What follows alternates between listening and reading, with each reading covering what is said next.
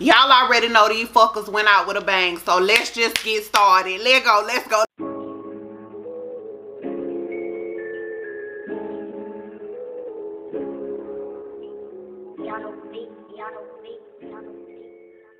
What's up, P-Hope family? This is your girl P-Hope, and we are back for another episode review. This is season 3. I want to say episode 19. I could be wrong. Of Love After Lockup. So let's just go ahead and get straight into it, because baby, these folks done tickle me. I want to start with Scott and Lindsay. So the scene picks up where it left off at last week, which is with Tara Bell asking Lindsay, you know, does Scott know what the hell is really going on with this? So Lindsay is saying like, no, I really don't think it's a good idea to tell him, because I don't think that he'll understand. So we're like, okay, so what is it? Because we're thinking they're just really good friends. But Tara Bell lets us know that her and Lindsay have been in a relationship for the last 6 years. And their relationship is set up to where Lindsay can talk to other men and Tara Bell can talk to other men as well, but they're never going to intertwine the two. So it would never be like a threesome situation, because they're not going to ever like mix and match partners. So and she says that in the past she has always told her boyfriends about Tara Bell, and they've always been absolutely fine with it. But for whatever reason, she doesn't feel like Scott is going to go for it. And she feels like, she says Scott is going to feel like I'm cheating on him. And I can agree with her. I feel like he would feel that way. And especially like when he found that booklet, and you know, she still ain't produced this so-called the little quote where with the book that she got it out of. So we still ain't found that yet. But anyway, like she said, she doesn't feel like Scott is going to handle it well right now. So, you know, for the moment, she just gonna keep her damn mouth shut. Now, y'all, I don't know if it was because I watched this particular episode from the TV this time, or if I was just, you know, too far up to the screen or whatever.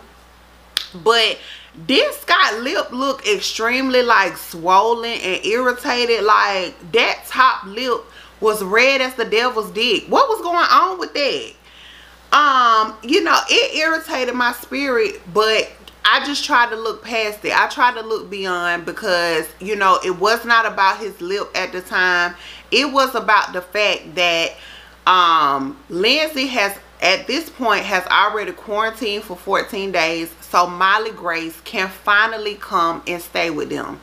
And so Scott is really excited about it. You know, he got her room together to the point where no, I'm sorry, it's not her room, it's her temporary room. And so the mom comes and drops little Molly Grace off, and she says that, you know, she's excited that Lindsay can take care of her daughter, but at the same time she's here for the protection of Molly Grace. So if anything was to start to look funny or fishy, like, you know, if her and Scott for some reason are not getting along, or if she feels like Lindsay is slipping back into her old ways, like she's gonna do whatever it takes to keep Molly Grace safe and protected. So, you know, pretty much saying, if I gotta come back and get my grandbaby, then that's what the hell I'm gonna do. And that's just what that is. But you know, Scott says in his little interview that he's very optimistic about the future, and that this is a new chapter for all three of them. They interviewed little Molly Grace for a minute, and she said that she was very excited to be there. She's excited to be living with her mom after 4 years. And she likes her room. She likes the room, and she likes the house in general. Even though she's not in her permanent room yet, she says she sees all the work that Scott is actually doing, and she's appreciative of it. And I think he ended up buying her like some type of gaming system. So I don't know if it was like a Xbox or a PS4 or something like that, but he also ended up, you know, getting her a little something that she can enjoy in her room as well. So that was nice, and we'll just kind of have to see where they going, because that was pretty much all of their story. So let's go on into Jessica and Maurice. So it is a wedding day for Jessica and Maurice, and Jessica's mom lets Jessica know that her sister actually dropped by their house to drop off some glasses for the wedding, and that she may even be in attendance. Now, I was very surprised, because I would have thought that, by the way Jessica been describing it all this time, that would be the last thing that her sister wanted to do would be to attend the wedding. So I'm like, okay, well, you know, that was nice that she dropped off, you know, some glasses for the wedding. It's something, you know what I mean? So then it pans over to see what Maurice is doing. Maurice is back at their house, and he has got his family there. He's got his mom, his aunts, his cousin. I think it was like the cousin, baby mama or wife, whoever she may be, and his home. What he call him? His I don't know, we're just gonna call him like the best friend, but he's like the homie that he grew up with, and his name is Taz. So all of them are at the house, and they're all preparing to go over to the wedding venue when they get a knock on the door. Maurice goes to answer the door, and it is Jessica's dad. And I was like, oh, okay.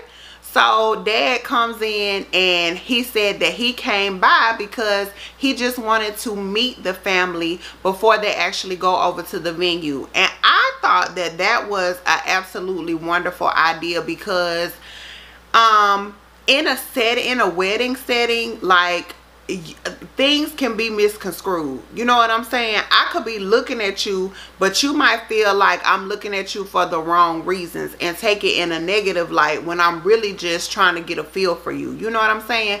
So I feel like that was a really good step and a big step for Jessica's dad to go by and actually meet the family outside of the wedding first. So as he's standing there, they give like a few seconds of awkward silence, because after the dad went around the room and hugged everybody and asked everybody were they excited, it pretty much wasn't nothing to talk about after that. So Maurice was like, well, Dad, you want to step out back and talk? And he was like, yeah, sure. So when they get back there on the back porch, the dad was like, so you ready for me to hand it over to you? Because I'm going to give you everything. I'm going to give you all the bills. I'm going to give you all the, you know, the joy, the pain. I'm giving you everything. And he was like, oh, well, yeah, I guess I'm ready for it. And so, you know, that was a quick little, you know, good little father-son talk they had real quick. And then it goes back to the venue for the wedding, and it shows Jessica all dressed up in her beautiful gown, and she is just, you know, waiting to get the show started pretty much. So when she looks up, she sees her sister standing in the doorway, and I was like, all right, I see you, sis. So sis came in and she gave Jessica a hug, and she was, you know, Jessica was just like, you know, I'm just so glad that you made it. And it was a really beautiful moment. Jessica asked everybody to step out the room for a minute so that her and her sister could, you know, have a one-on-one.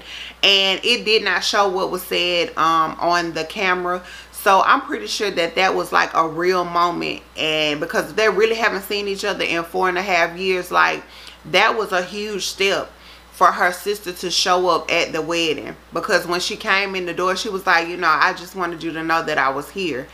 And Jessica was like, man, don't make me cry. And they both really ended up crying. So I mean, that was a beautiful moment, and I hope that it was a step in the right direction, because, you know, she got a feel for Maurice.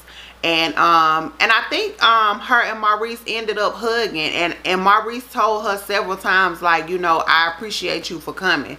So hopefully that was a step in the right direction, and, you know, Jessica and her sister can start to rebuild from where they got disconnected. So now we got Maurice, one of the cousins, and the homeboy Taz.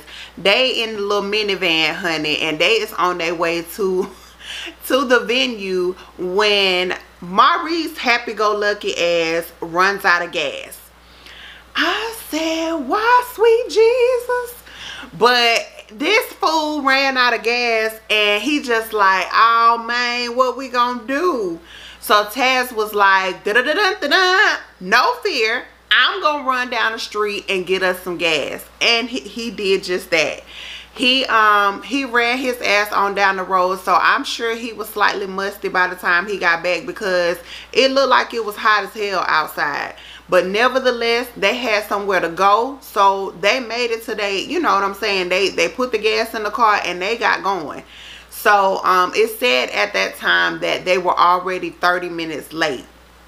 So what they had to do was, as soon as they pulled up at the venue, they had to hurry up and get dressed, because of course all the groom, the best man, and all that, they have to be set up before the bride comes down. So they was really pushing it to get dressed, but they got it done. So the wedding, the ceremony starts, and she comes down the aisle. She's looking just as beautiful as ever, and it gets to the part where they're saying their vows. Honey, that camera zoomed in on Maurice and he was high as a fucking kite. But he also had a couple tears in his eyes as well. And so, you know, it was a nice ceremony. And they really did do a good job of recording their wedding. It ended up being really beautiful. So it didn't look like they had a whole bunch of people there, but it was like just right. So congratulations to you, Jessica and Maurice. Even though y'all was already married, I'm glad y'all got, you know, the wedding of your dreams. Okay. Oh, booty. Ooh, y'all. Y'all know I ain't got no ass. My butt be hurting. But I love y'all so much. I'm gonna get this done. Chevelle and Quaylon. So it's the next day, because y'all remember last week, Quaylon had been out with his sisters, and they had invited their homegirl to press all up on Quaylon, like he was just finna put the ping in her life that night. But he didn't, because he done told y'all his loyalty is to Chevelle. Y'all don't want to listen to this man, but whatever. So it shows him back at Mama Quavo's house, and he's sleeping on the sofa, but he jumps up because of course he got cameras in his face. So he jumps up and he FaceTimes Chevelle, and he just wants to know like what was going on with, you know, the night before. And so he's like, look, let me just say that I am sorry. And he says that, you know, he realized the error of his ways, because he had no business lying to Chevelle about his whereabouts. And so Chevelle is like, listen, I completely understand that you're fresh out and you are trying to find yourself, but at the same time, I have put 2.5 years of my life on hold, and also my daughter calls you dad. So, you know, what are you gonna do about that? And she was like, I'm pretty much ready to get married today. But Quaylon was like, yeah, I understand everything that I was saying while I was incarcerated, but as far as the whole marriage thing, like, we're not getting married and I'm not proposing to you until I'm ready. Like, and you know, he just doesn't feel like he should have to be rushed. He don't want to be rushed, and that's understandable. Like, y'all ain't even showed us or told us if Quaylon has a job or not. So why do you want this man to hurry up and put a ring on your finger and he can't even afford the ring? Like, as far as we know. Now, if he got some kind of magnificent job that we don't know about, then I mean, you know, you probably need to just email me and let me know what's going on. But Quaylon says that his complaint about Chevelle is that she need to just chill out, you know, while he is back in Texas, because she needs to know that he is not doing anything he don't have no business. Even though he had just lied to her the night before, she's calling his phone every 2 seconds, and he don't really know how to deal with that. He's feeling like he's still locked up under the Chevelle prison institution.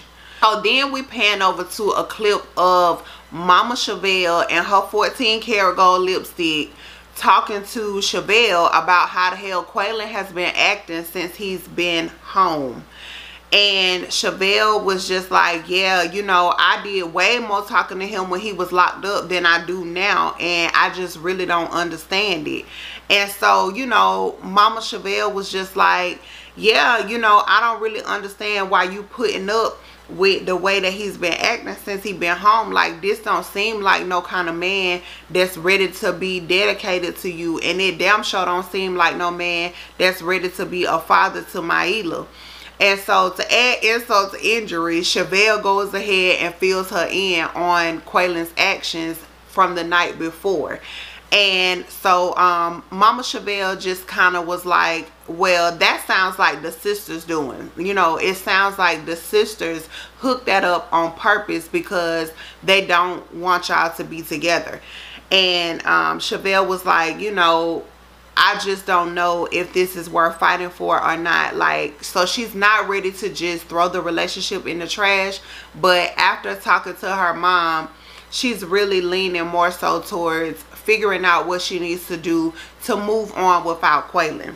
Quaylon makes it back to Kansas City, and so I don't know if he traveled by bus, plane, or train, but either way, he did not let Chevelle know that he was back in town. He wanted to surprise her. So he makes it to the house. He hides his suitcase over by the bushes or whatnot, and then he goes and sticks his head in the window. Now, how he knew at that particular day and on that particular time that Mama Chevelle and Chevelle was just going to be perched up in front of the window and able to see him like that. But, you know, it's TV, so we'll take it. So, soon as Chevelle sees Quaylon as sitting up in the window, she just lights up like a Christmas tree, and then, you know, the world is good again. So she runs outside and she's hugging all on him. She's like, oh my God, you know, I can't believe you're here. What are you doing here? And so he's like, look, you know that I'm all about you. Like, I'm committed to you. I love you with all my heart. I love Maila. Like, that's my baby. I look at her as my daughter, and you know, it's us all the way. Like, if I didn't want to be here, of course I would have just stayed in Texas. But all of this marriage talk, like, I still feel like how I feel, because you're so excited and you're so adamant about being married. I want to be that excited about it as well. So to me, that conversation in person was no different than the conversation that they had on FaceTime. But I guess because he had proven himself, because he actually came back, she was able to process it a little better, and she was you know, actually ingesting everything that he was saying. And so it soothed her and it calmed her down to the point of agreeing with him. And so she ended up saying, you know, even though it's already been 2.5 years and time is of the essence, I'm willing to be patient and let Quaylon get on the same page as me. Like, so when we're both ready to get married, then that's when we'll do it. Heather and Dylan. It's all right. We got Dylan pulling up to somebody's house, and then as soon as he comes in, he's unpacking groceries. He got him some steak, he got him some of them long green beans, some broccoli, and a couple of other sides. Even though I don't eat steak, he had it looking good in them. And so they was asking him what he's been up to, and he said, you know, he's been doing absolutely fine, because he has actually got him a job, and he has been working 6 to 7 days out the week as a what did he say? He's doing marketing for a like renewable energy products, whatever that is. And so he said he's been doing really good with that, even to the point where he makes more money with his legit 9-to-5 than he did when he was selling drugs. And he said if he knew that it was this kind of money out here for him to make, he would have been on the straight and narrow. And so he lets us know that, you know, the residence that we are looking at belongs to him. He got him a 2-bedroom on the south side of Chicago. So congratulations to you, Dylan, because with that record that you got, that lengthy record that you got, honey, I'm very, very surprised that you were able to get a decent job, and then I'm even more surprised that you were able to make money to the point to where you can afford to live on your own with no roommates or nothing. Because trust me, that's a hard feat for people that don't have a record. So for you to make that accomplishment, that's amazing, and congratulations to you for that. So then he gets a knock on his door, and it's his mom. You know, we're expecting it to be Heather's retarded ass, but it ends up being Dylan's mom. And so she comes in and she's like, "Oh, my baby, you this, you that," and she just, you know, she just wants to play catch up. She wants to know how's work going and has he talked to Heather. And I think he said that he has talked to Heather like once, like right after the breakup or whatnot.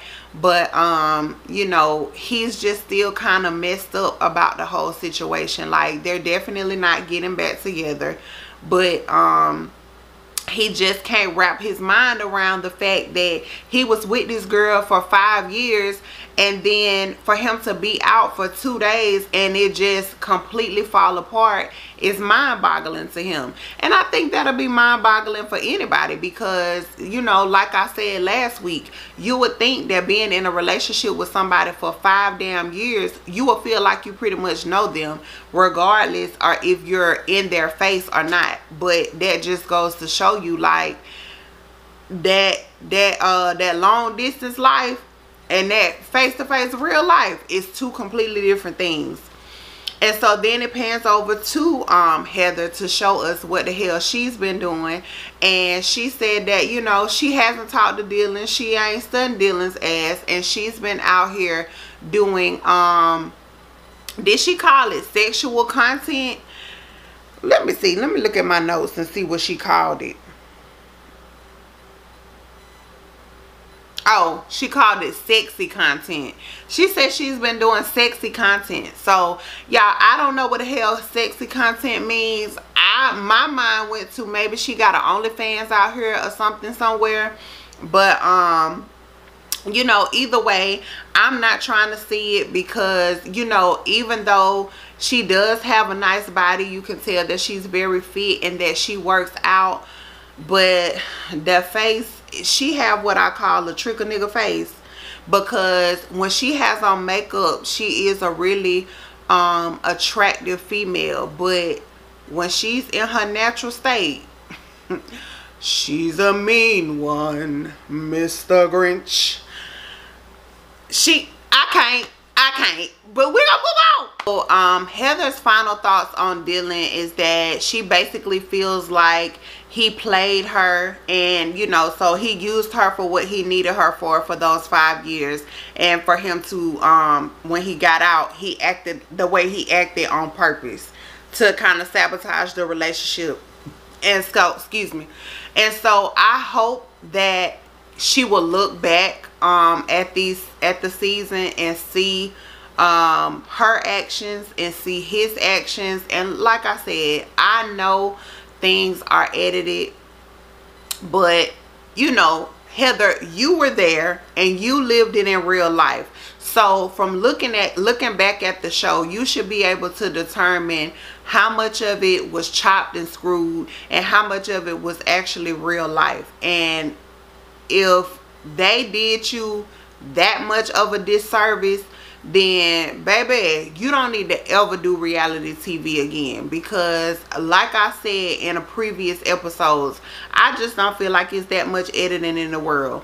I think that you are suffering with some type of issue, and I'm not sure what kind of issue it is, and I think you really need to talk to somebody about it.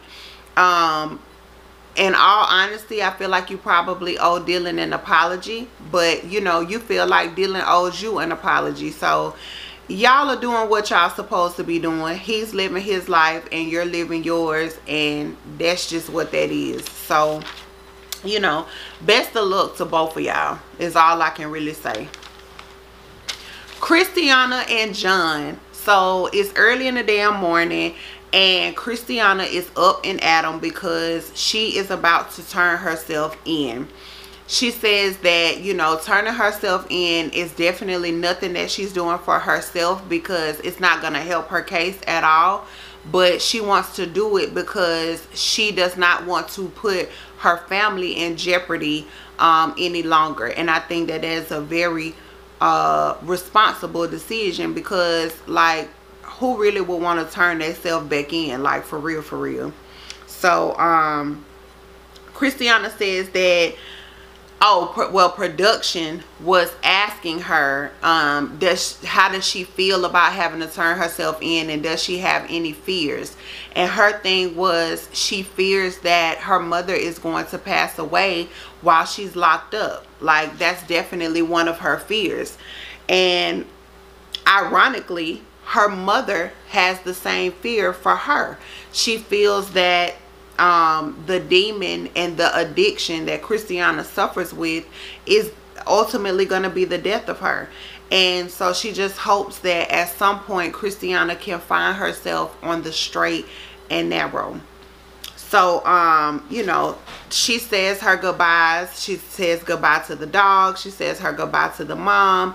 And she also says her excuse me, y'all know my voice be starting to go out towards the end of these videos. But anyway, she also says her goodbyes to her sister, but the sister is also riding with them. Now, I wasn't really sure if Christiana is the one that invited the sister to ride, or John invited the sister to ride.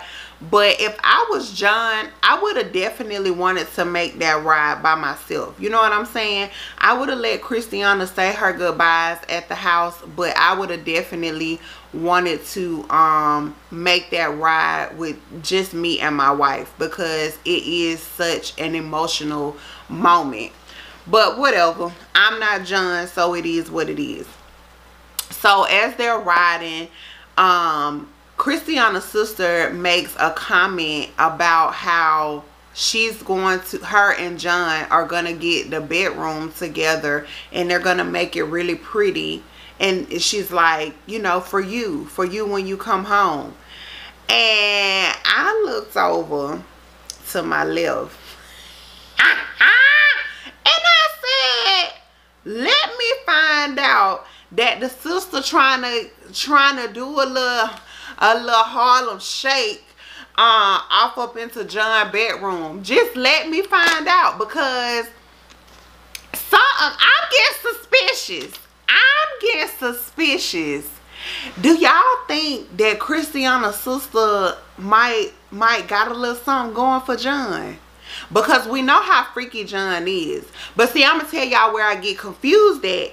I get confused because also on the way to Dubuque, the sister really just broke down, and she was just crying and hollering and talking about how much she gonna miss Christiana, and Christiana is her best friend in the world. And you know, she just got really, really emotional about letting her sister go. So I'm just like, okay, well, maybe not. And then John is not showing that much emotion, because he says he feels like he has to be the rock in the situation. You know what I'm saying? And if he shows any signs of weakness, then how can he expect them to hold it together if he can't hold it together? So you know, it was just a really tough and emotional moment for all of them. But I don't know, because then they go walking down the yellow brick road for her to go ahead and turn herself in once they got to the jail. And it was John on one arm, and it was the sister on the other arm, and Christiana had her cigarette going so that she could get her last puff at the threshold of the door. Christiana went ahead, turned herself in, did everything she had to do, and so the sister and John are headed back to the car. And I don't know, y'all. It just ain't looking right to me. Y'all let me know, am I tripping? Drop down in the comment section below and just say, girl, leave Christiana's sister and John alone. They ain't got nothing going on. And I'll leave it alone. I'll leave it alone. Sean and Destiny. Ooh, child. They are at this damn Mexican restaurant. Y'all remember that it was Sean's bright idea last week to let these ladies meet at a restaurant because he was hounding the hell out of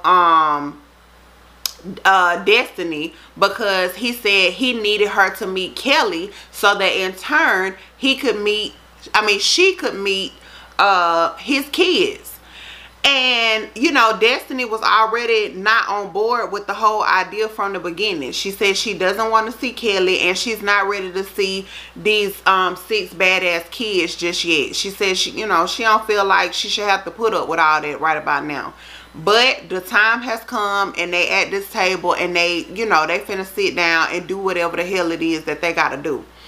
So Kelly comes in, and when she sits down, Sean immediately starts talking, and he's just like, well, I just want to say that we're here because the disrespect has to stop. You have to stop calling me every day because Destiny feels like it's very disrespectful to her and just to our relationship in general.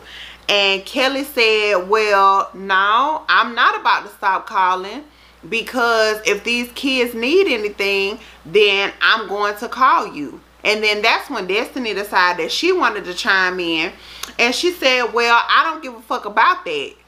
Destiny says, well, I don't give a fuck about that because if y'all need to talk, then the kids can call. It ain't gotta be you sitting up here calling him every day. And Kelly was like, look, there are kids, and at the end of the day, it's my rules. And Destiny was like, well, now, at the end of the day, it's actually my rules because we're about to get married, bitch. Meanwhile, Sean done upset me and my homegirl because he gonna sit up there and say that he agree with Destiny because she, you don't need to be calling every day. It's no need for you to be calling. Like, it's gotta stop. And like Kelly told him, I have called you every day through all your other girlfriends. So what's so different about this one? And he was like, well, yeah, I know, but that was wrong. And now I know that it was wrong. And I'm not going to do it because Destiny doesn't like it. So, it's just got to stop. And Kelly is like, well, I could give a fuck less what Destiny like. Because at the end of the day, whenever your kids need you, I'm going to reach out and I'm going to contact you. Kelly says she is going to keep calling, and it ain't nothing that neither one of them can do about that. So then Sean says, well, no, we're getting married, so you can't do that. So then Kelly said, oh, okay, I can't. All right, that's cool. Well, if I can't call, then you can't see your kids. Now, y'all, me personally, I did not agree with that part. I don't feel like anybody should hold somebody's kids hostage. The mom shouldn't do it to a dad, and a dad shouldn't do it to a mom. Kids should never get caught in the middle of, co-parenting drama.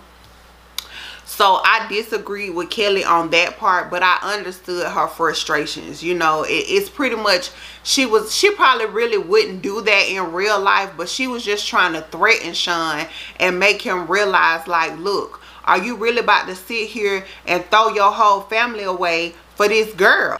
And Sean gonna take his bitch ass, his hoe ass, his poly grip teeth on the top and great value teeth on the bottom ass, and gonna say, well, if that's the ultimatum that you're giving me, I guess I'm just rolling with Destiny because it is what it is. So he's willing to not communicate with his 6 children to be with this one girl who don't really give a damn about him. Like, I was completely appalled at Sean's actions. Like, I couldn't believe it. Like, I seriously wanted to jump through the TV and just backslap his ass because he was tripping. So Where are we at now? Okay, so Destiny and Sean are ready to get up and leave the restaurant because Destiny's upset pretty much at the fact that Kelly's not backing down and really don't give a shit about nothing that she's talking about. So as she's going down the steps, she's still going the fuck off on Sean, and she telling him like, look, you got to change your damn number. She better not get it. Your kids are old enough to reach out and contact you for themselves. It's no kind of way that you should ever talk to this bitch another day again in your life. And I'm just looking like, Destiny, do you hear what's coming out your mouth? But she didn't, because Destiny got butt hurt. Because at the table, Kelly made a comment and she said, I just don't understand why Sean couldn't pick somebody normal. And she was like, well, what do you mean? She was like, I don't understand why he had to pick somebody with a record. Like, you do bad things. So that hit a trigger for Destiny. So that's what's got Destiny so riled up, outside of the fact that, you know, she's irritated that that Kelly wants to call this man every day. Now, I'm gonna be honest with you. You know, I'm not with the father of my children, and I don't see a reason to call him every single day. So if I'm calling him every single day for something, even if we had 6 kids together, I still don't see a reason that I would call him every single day. It probably is some kind of feelings still involved, and is the reason that she's calling him every day. And if she's been doing that for a while, you know, they probably still flirt back and forth, or, you know, knowing Sean lying ass, he probably be feeding her all kind of damn pipe dreams like, yeah, we gonna get back together, or I'm gonna come by there and do this and that to you. And it ain't no telling. It really ain't no telling. They go back into the little restaurant confessional with Kelly, and she says that Destiny threatened her, and so that lets her know right then and there that she's not ready to be around none of her kids, and that she's not going to have Destiny around her kids. And I don't blame her on that part, because I told y'all way back on like episode 1 or 2 that, first of all, Destiny didn't sound like nobody that needed to be around no damn kids. She don't sound like stepmama material, and that was before we even saw what the bitch looked like. So now that we actually see her and we see how she acts, I'm still agreeing with my statement, because she looks like the type that will, you know, put hot sauce in them kids' food, or pinch one of the smaller kids just because she can't get at Kelly. Like, she'll do whatever she got to do to get back at Kelly, and she would go through the kids to do that. Like, I honestly get that kind of vibe from Destiny. So yeah, Sean and Destiny are finally in the car, and they getting ready to ride off from the restaurant. And, you know, Destiny is still talking cash money shit, talking about, I want to beat the fuck out of that bitch, and this and that and the third. And here goes Sean, old leprechaun mouth ass, talking about, yeah, I don't blame you for wanting to beat her ass, and I'll bail you out. Nigga, you don't ever talk about the mother of your kids in that degree, and you don't let anybody else talk about the mother of your kids in that degree. Like, are you crazy? Deranged? What is the problem? What is going on with you, Sean? Like, this lady, I don't give a damn when the last time y'all had a relationship. I don't give a damn if y'all get along or if y'all are the best of friends. You don't let somebody that had not just one child by you, let alone one. She had 6. She birthed 6 of your children. How dare you let somebody just, you know, blatantly tell you, I will do physical harm to the mother of your kids, to the person that takes care of your kids. I will do physical harm to that person, and you'll have to bail me out of jail. Do that shit make sense to you, Sean? Whew. Y'all, I swear to y'all, I be wanting to reach through my screen and slap the shit out of Sean with the power of all 5 of the Mighty Morphin Power Rangers. I ain't lying. I ain't lying. He be running my pressure. Destiny says that she thinks that Sean does not have a clue about anything that she has coming up in the future as far as dealing with her sentencing or any of that. She feels like Sean is still kind of living in La La Land. And then it pans to a scene with her in the bathroom, and it's showing her taking a pregnancy test. So you know, 9 times out of 10, Destiny is going to end up being pregnant because, I mean, hell, as we can learn from Kelly, his pullout game is weak AF. So, you know, it's not going to be shocking at all if Destiny is pregnant. And that's just kind of how their scene ended. And then it goes into showing us like the closing credits and what everybody has going on. So for Sean and Destiny, it was, let's see, what the hell does Sean and Destiny have going on? Okay, so Sean and Destiny, it shows Sean coming home one day, and the house is empty. Destiny has taken all her stuff and cleaned it out, and he doesn't have any idea where she is. She's got another court date coming up in a couple of days, and he still got them $50,000 on the hook for it, and he doesn't have a clue where she is. So he's running around the city looking for her. He's eventually gonna find her, and we'll just see where things go from there, because they have made it to the next season. So we still got some more Sean and Destiny stories coming, y'all. Jessica and Maurice, they delivered a baby boy named Malik. So congratulations to you, Jessica and Maurice. And it also says Maurice now has a permanent job, and he also paid Jessica's dad back for the wedding ring. So, you know, big up, big up. You know, Maurice out here doing big things. Shonda and Tyrese, I don't even know why they closed these folks out, but whatever. All it said about them is that Shonda got a man and Tyrese is still out here dating convicts. So I don't know if that means he's still dating the convict that he was at the restaurant table with, or if this is a 3rd or 4th one.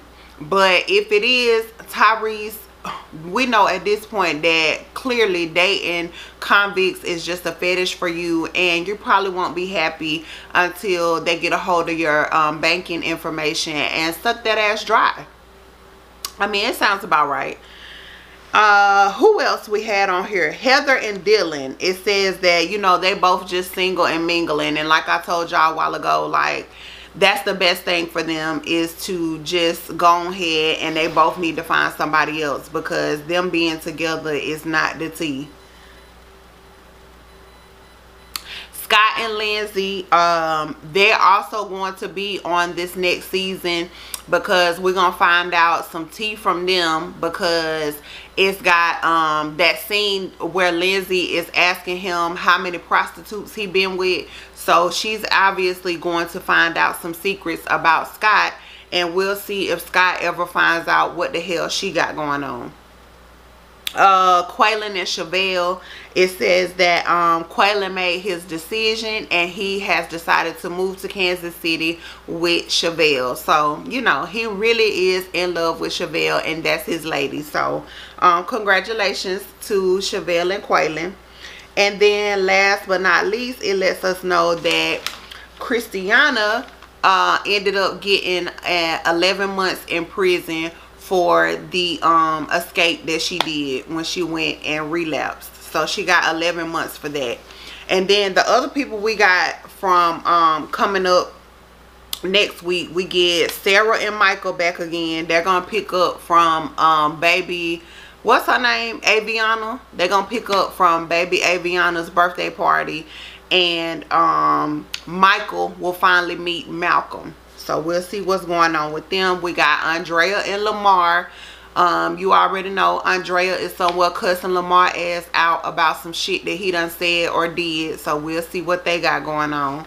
And last but not least, I got Brittany and Marcelino. Brittany is still trying to get her mom on the road to recovery.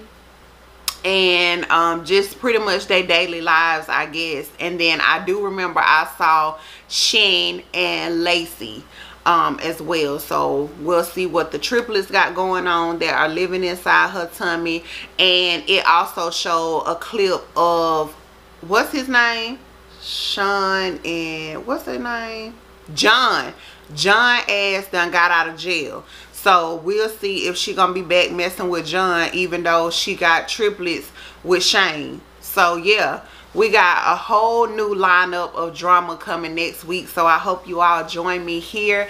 And you guys have been showing me so much love on my reviews that I decided to show some love back, and I did a video for every day this week coming up. So if you have not already subscribed to my channel, tonight is the night to do it, or today, whatever time you're catching this video. Go ahead and hit that subscribe button and also hit that notification bell, because I will have content coming out every day this week. So you'll get to see what all my channel kind of offers, and I'm trying some new stuff. I have a really good question of the week video coming out on Wednesday. So even if you don't tune in all week, try to come back on Wednesday and catch that question of the week video, because I really want to know and hear you guys' opinion on that video.